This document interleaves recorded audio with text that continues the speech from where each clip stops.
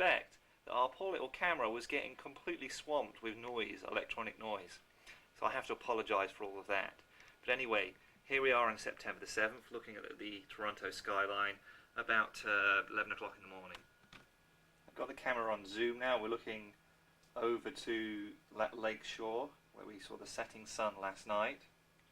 And over here, the rest of the skyline towards the west from the Sheraton. And there's the Hilton Hotel. I think it's a bit early for people to be swimming in the pool, and there's nobody there yet. It's a little bit cool yet. Probably hasn't hit 70 yet, but it will later on this day. But there's still a few people down there, sunbathing. And on one of the nearby Sheraton hotel parts, there is, in fact, a jogging track on the roof, which, since we're in the Sheraton Towers, more exclusive of the rooms, we'll be allowed to go and do that. What that chap's doing now. Though I don't think I'll be doing that for a while. Probably not today.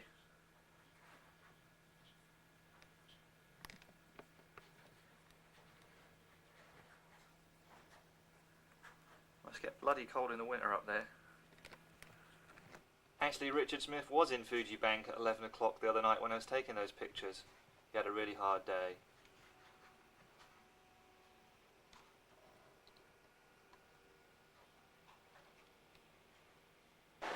While I was busy working yesterday, Kathy was let loose in here. The Eaton Centre.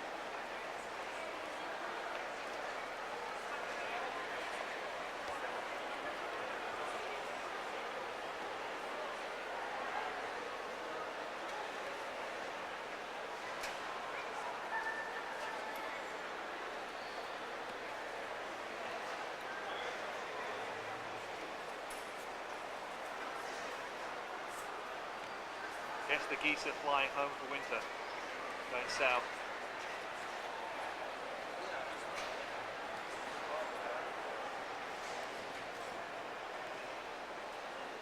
It's about 3 or 4 levels.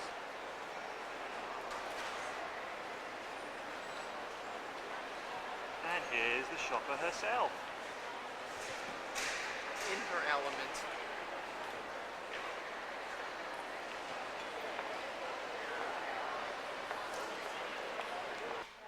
Right now we're in Casa Loma. It was the home of a millionaire who went bust before he could finish his house. Right now we're in the in-house swimming pool, which he was never able to complete. So, Peggy, take heart. At least you finished your swimming pool. And here's Dave getting ready to go up the secret staircase. And he's trying to rip off a few bottles of wine before he leaves. Okay, here's the study now. Not too big, but has a nice fireplace.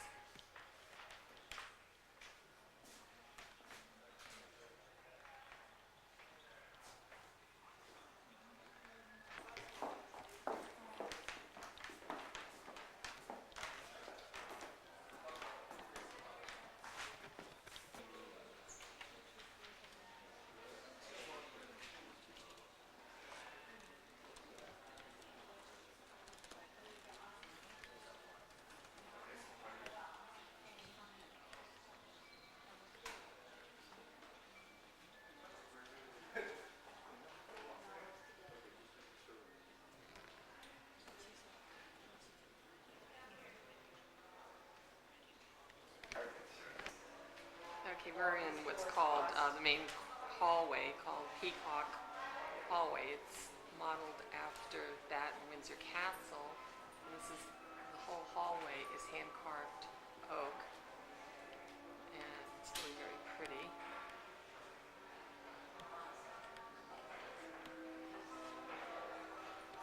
He used to keep his art collection here. There's not much of it left. And the floor was originally teak. Most of the house has a lot of this kind of stuff.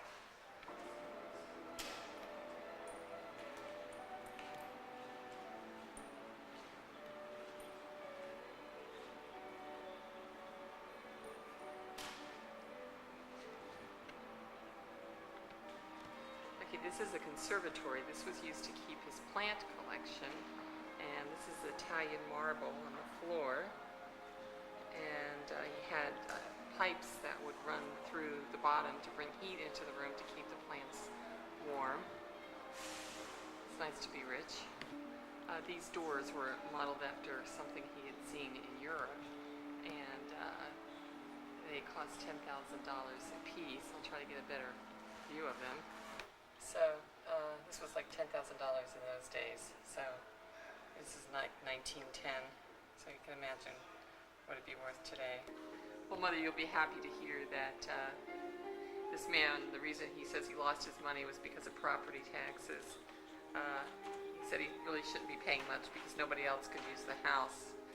But he says that the thing that really broke him were his property taxes. Most of the furniture is really very pretty. This room doesn't really have much, but it looks like it's all hand carved. Just another example of some of the beautiful. Here's some examples of some of the very pretty hand carving that they have, and in this room, which is a beautiful room also. Looks like sort of a lounge area next to the dining room.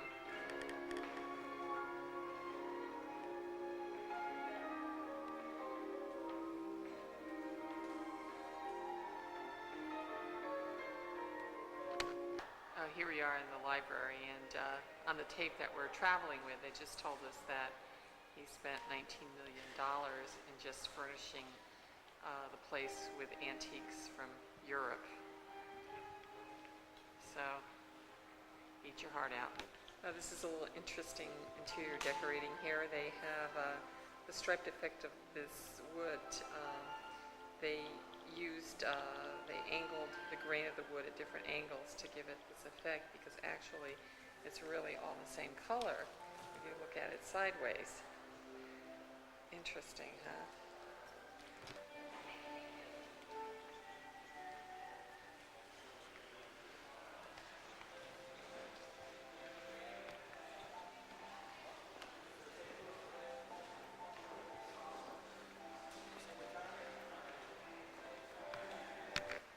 Here is Mrs. Pellet, and here is Mr. Pellet, or I should say Sir Pellet. So this is a pretty big entrance hall here. The bedrooms overlook the hall. We're in the oak room. The panelling in this room took 3 workmen 3 years to carve, and was displayed in museums when the guy ran out of money before it was placed in here.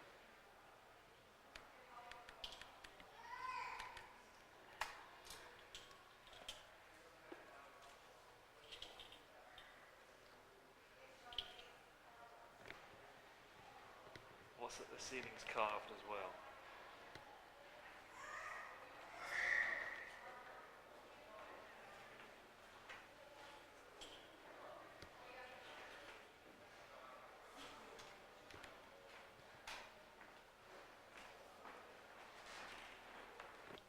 Okay, this is the billiard room. There's the billiard table, although that wasn't part of the original furniture. And they still have some of his original furniture in the room. Okay, as we see here, very nice detail.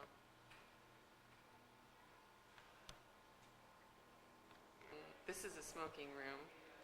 Okay, as you can see, this is some of the few furniture that also remains, and women weren't allowed in here.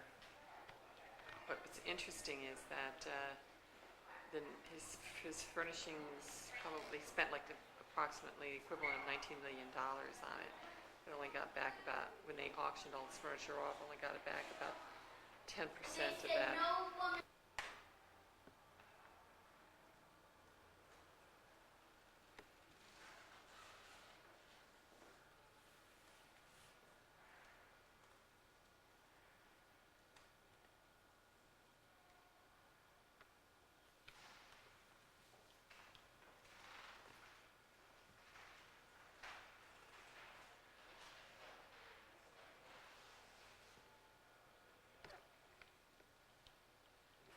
Okay, now we're in Sir Henry's bedroom here, and the walls are paneled in mahogany, and over here there are something like 50 phones in the house, and they call these the telephone shelves, and apparently when this house was occupied, more phone calls were made from this one house alone than from the entire of Toronto.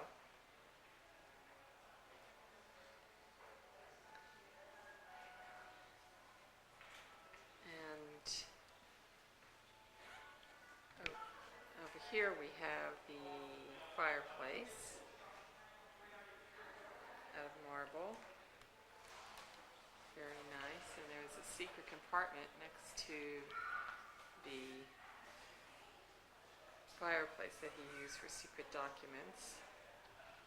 Right now we're in the bathroom, and it cost, the marble in the bathroom cost $10,000 back in 1911. And, okay, this is a shower, and it's very interesting because it had a way of heating the water through these pipes, and then it also sprayed not only from above but also from the sides, so you get a good scrub down. Oh, here's an advertisement for the shower.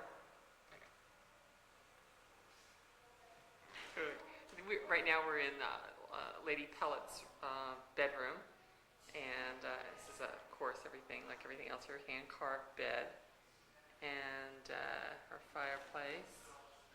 And oh, look at this carpet, Dave. This looks familiar. Yeah, we have that carpet, exact same carpet at home, and it cost you $26. I guess they had to do some cheap decorations here the other year. Yeah, I guess, well, Dave, if we can't have the castle, at least we can have the carpet. This is a view from the ladies' room. Of course, in those days, there were probably no buildings above the tree line.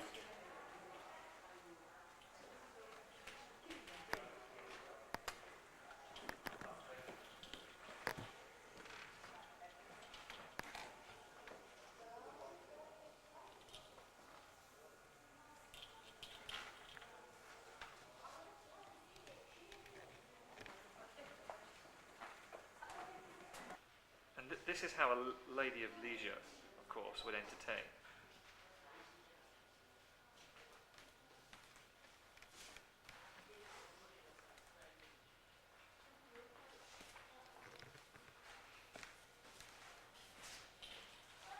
Well, her bathroom isn't nearly as luxurious as her husband's. It's about half the size.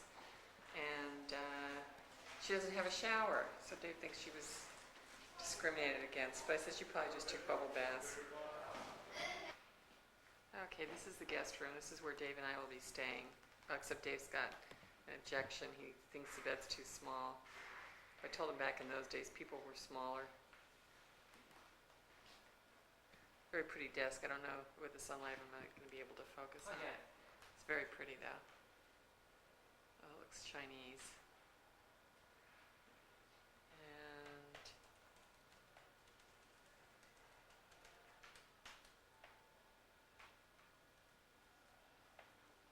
Really pretty fireplaces here.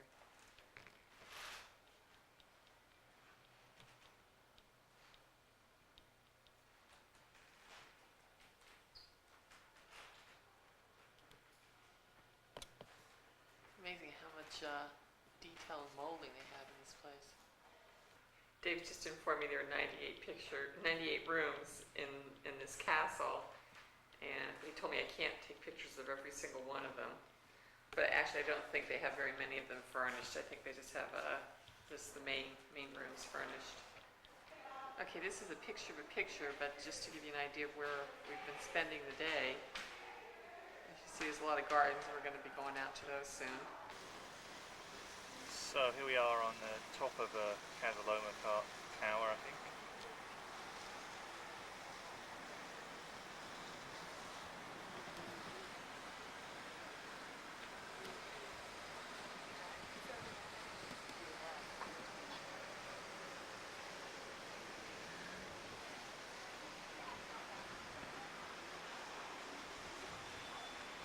out again, looking south again.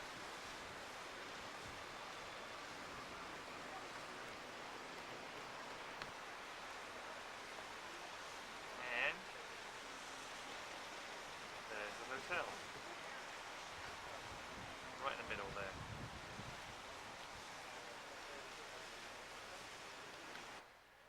This is what the castle looked like in most rooms before the Kiwanis Club restored it in about the mid-30s.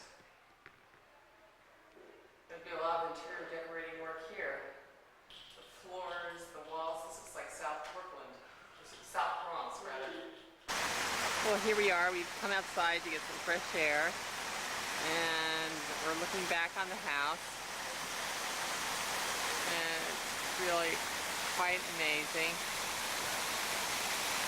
It's got several different styles of architecture. He sort of took what he liked from all the different styles and incorporated them into the house.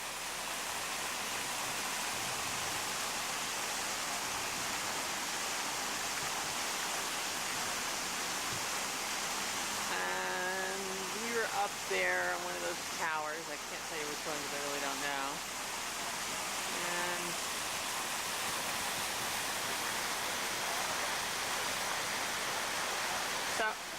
so now we're just taking a little tour through the garden, and most of the flowers aren't in bloom right now, and this is looking, you can look up to see the castle from here. And so apparently originally there were 25 acres on the property, and when he had to turn everything over because of his financial status, 15 of the acres were sold, so the property was left only with 10 acres. It actually looks like there's less than 10 acres now. Well, this is our parting shot of Casa Loma. Dave and I were just commenting on how this poor old guy got screwed and lost all of his money. We feel sorry, he really didn't get to enjoy that beautiful house. But we thank him. Adios, we're on our way to Ontario Museum. Here we are in the Royal Ontario Museum, and this is a section that tells you how they do all the investigations into finding artifacts and life sciences.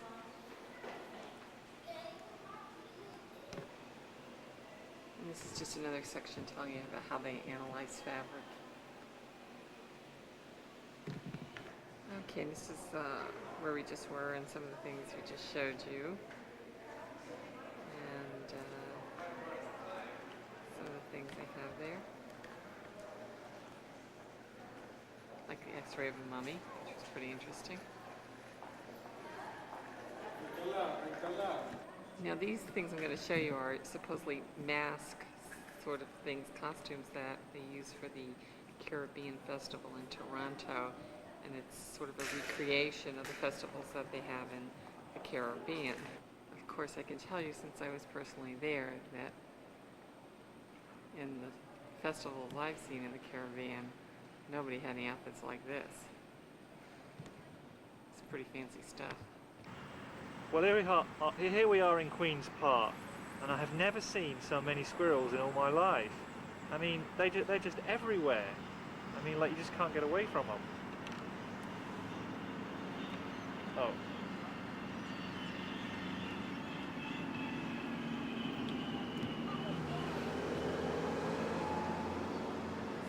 Down there too.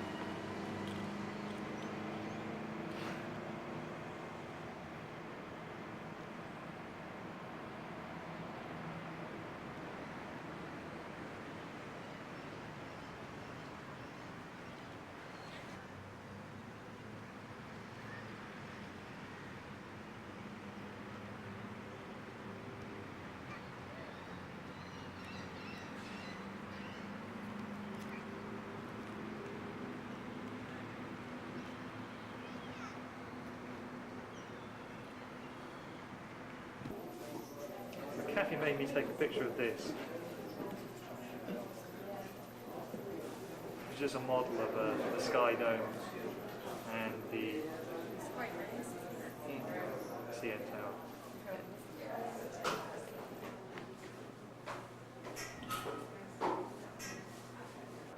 built in 4 sections, or panels, if you will. And in the south of the building, you'll see panel number 1, which is like an arch. Then you'll see panel number 2, and number 3, and number 4, which is in the north end of the building. And that is stationary, and it does not move.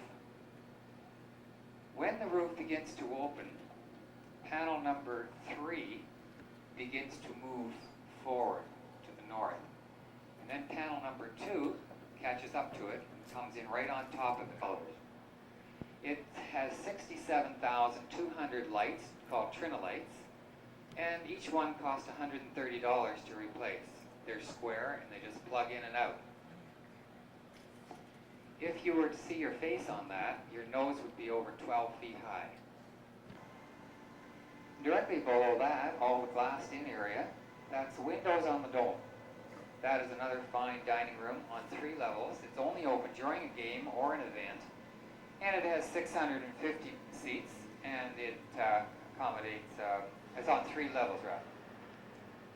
You can have a nice buffet lunch in there for a day game or event for about $26.95, and an evening event you can have $29.95. Now if you look to your right over here, you'll see the Hard Rock Cafe. That's another restaurant that's open all the time and has about 350 seats in it. And you can reserve a window seat for a game for $20. And if you're eating, they'll deduct $15 from your bill. So you really see the game for $5, not bad. Now if you look directly over there to the left, you'll see above the Sanyo sign, that's called the Cafe on the Green. That's the restaurant that belongs to the Skydome Hotel. They're also a fine buffet dining room, and you can eat there for $23.95 and $26.95 respectively. The glass is a heavy plastic actually, and it's unbreakable. The ball has hit it, but not very often. The windows do open for the guests to hear the game as well as see it. It has a few designs in it, from 2 stories to split levels to 1 bedrooms with living rooms downstairs, and the price is about $199 to $550 per night. If you look up on the top, the sky deck level, that's the steepest in North America. Each seat has a railing on it, not because you're going to fall out, but you get that feeling. So it's much more secure when you know there's a railing right in front of you. It's at a 36-degree angle.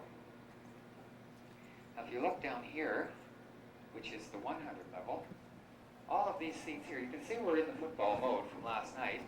We're converting them to baseball. These seats over here at the end, at the south end, the backs fold down, and there's 2,000 of those. Those are on top of the dressing rooms. These seats here on this side, there's 9,000 seats here, and 9,000 of those ones over there, they all move, same as the roof. They come right across and meet in the middle of the south end down there. So we have 2,000 seats less then. So for football, we have 54,000 seats. For baseball, we have 52,000 seats. For a concert, we have 63 to 65,000 seats. We have had 67, 68,000 people for WrestleMania was our largest. Okay, if you'd like to come with me, we'll move on. Now, I'd like to show you these glass sections over here on level 300 and 400. Those are the sky boxes that the corporate sector bought. Those all have, there are 161 of those, and they sold for anywhere between 100 and 225,000 per year, up to 10 years.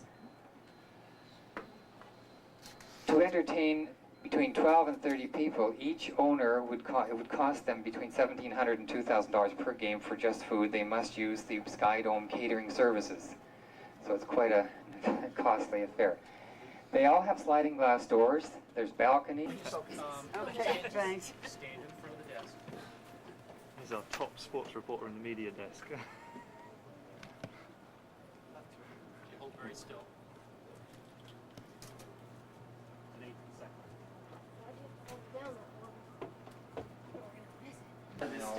Oh, Kathy and her private box.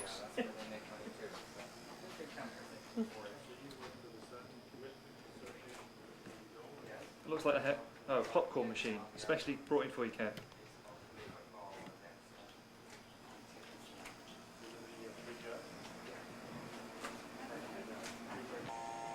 is my big opportunity.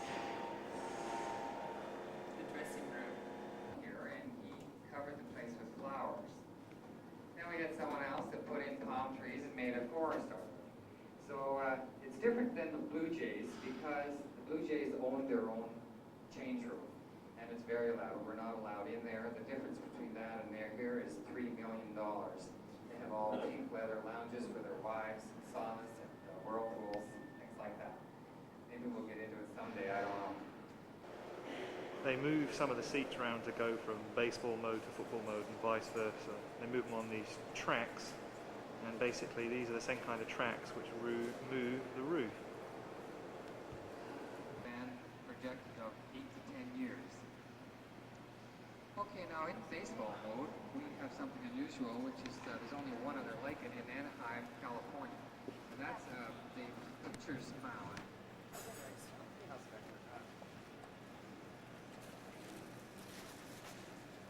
I get lost. They also are a $5 million corporate partner, and they've invested $35 million to open up this particular operation. There's seats in here for 520 people. They have 4 full-service counters, 9 vending kitchens, 48 water stations, or pardon me, beverage stations. And they're a pretty big operation. If you want to go down into McDonald's later, you can. Okay, you'll have to guess where we are right now. We're in McDonald's. Okay, this is in the Sky Dome, and it's right next to the CN Tower, which you'll see the base of it right there. And here's Dave, and then this is just the top level. This actually seats almost 600 people, and there he goes to get some food. And here we are downstairs. And where'd Dave go? There he is, right here. Okay. Come on, hungry. I'm hungry. Oh yeah, I forgot to say that this is like the largest McDonald's in North America. So here we are outside the Sky Dome, just come out of McDonald's, and by the CN Tower, which is what we went up yesterday. And probably going to go over to those condos and sections over there, which is harbourfront later on. There's pretty expensive apartments over there.